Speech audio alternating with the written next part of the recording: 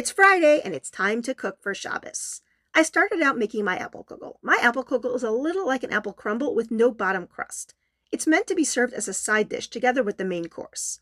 Apple kugel is often very sweet, almost dessert-like, and though mine still has some sweetness, it's not a super sweet one.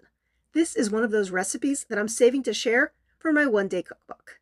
The desserts I made today, the chocolate pie that will be topped with marshmallow fluff coated cornflakes, and the biscotti are both from Chani Applebaum's cookbook, Millennial Kosher. They're favorites around here, and I made them this week by request of my family.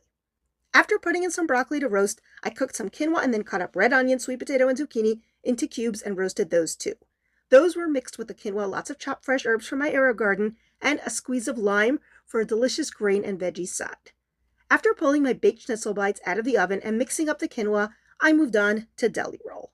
I've shared this before. It's not really a recipe, just a sheet of non-dairy puff pastry brushed with mustard and topped with pastrami and turkey cold cuts. I roll it up, brush with beaten egg, and bake until golden. This is delicious, served at room temperature as part of lunch on Shabbos. And speaking of lunch on Shabbos, after putting my chicken into bake, it was time to make the cholent.